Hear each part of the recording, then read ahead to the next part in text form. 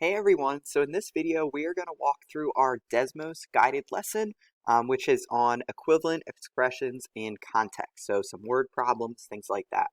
So real quick, you have a quick warm up on slide 1, which is asking you to simplify this expression. So why don't you just quick pause this video, see if you can do that. And before you go though, I'll give you a little hint. Again, we said before any plus or minus sign, put a little squiggly line. So hopefully that should help you. You're going to need to use the distributive property first and then combine your like terms. All right, so I took the time to do the distributive property, right? So again, putting that squiggly line in helps because then you see that it's actually a -7 that you have to distribute. So -7 times x gives us our -7x. -7 times 2 will give us a -14. So if we combine our like terms, there's only one x term. It is -7x. And then there are two constants, 10 and a -14. So that should result in a -4. So our final simplified expression is -7x minus 4. And that's as good as we can get it. All right, so hopefully you did pretty well with that. What we're going to do today in this video is talk about some equivalent expressions in word problems. So if we take a look at this question, so we know that the area of a rectangle is just length times width. So if the length of this rectangle is 1/4 feet, right, 1/4 of a foot, and the width is all of this stuff, right? Well, if the first section is x feet and the second section is 2 feet, well, to get the entire width, all we have to do is just add those. So we're going to do x plus 2. Right? So we know we can fill in these two boxes. The width of our rectangle, as we said, was just going to be x plus 2. And then the area of the rectangle, which again is length times width. We know the length is 1/4.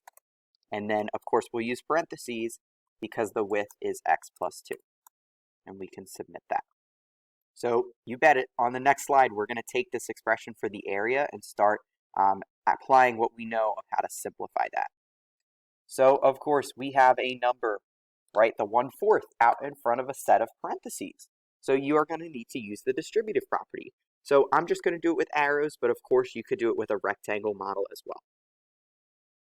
So this one's nice and simple. 1/4 times x is just 1/4 x. We're going to keep our plus sign.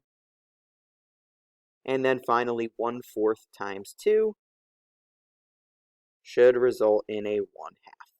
So this is our simplified expression for the area of that rectangle. And of course, if we happen to know what x was, we'd be able to plug it in and get the actual area as a number. But for right now, we're just going to leave this as an expression, right? That will work for any x that we want to input. All right, so of course we talked area, so now let's talk perimeter. So you have this beautiful square photo. I love this picture. It's something that I took. So they tell you that each side length is 3x plus 5 inches, and they want us to label the picture first.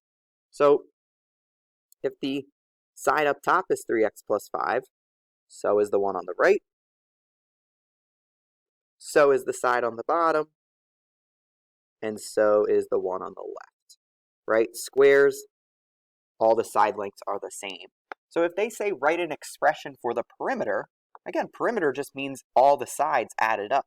So first side, 3x plus 5, plus the second side, plus the third side, plus the fourth side.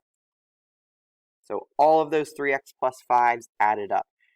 Again, this is a really crazy expression, so let's talk about how to simplify it. You know that in front of any plus or minus sign, you're going to want to put a squiggly line. So let's go do that. I see one here, here, and all of these. The point of that, again, is so that it helps break up our terms and keep all of our signs straight. So, again, there's no highlighter on Desmos, but you can at least underline with some different colors. So if we combine all of our x's together, 3 plus 3 plus 3 plus 3 will give us 12 total x's, plus all of our constants, which are all just 5s. plus 5, plus 5, plus 5, plus 5. So that should give us 12x plus 20. So that is the number of inches all the way around our picture. That is the perimeter. All right, we have one final question here. So we're going to ask you to pause this video. This is a flower bed example. So they give you the diagram. Finish labeling the diagram. You know it's a rectangle. So the lengths will be the same and the widths will be the same. Write your expression for the entire perimeter and then see if you can simplify that. And then we'll check our answer in a second. All right, so check your answer for the expression for the perimeter. So 3m plus 4 plus 2 plus 3m plus 4 plus 2. We just added all of the sides up. So hopefully you got that, just applying the idea of perimeter. And then real quick, let's do our combining of like terms. So I wrote it out here. Again, we can put our squiggly lines in. That seems to really help. It looks like we have constants and we have m terms. So we have this m term and this m term, and that's it. So that'll give us a total of 6m plus, and then we're going to put all of our constants together. 4 plus 2 gives us 6. Another 4 plus 2 gives us another 6. So that'll give us a total of 12 for our constants. So our simplified expression for the perimeter of this flower bed is 6m plus 12, and we can submit that.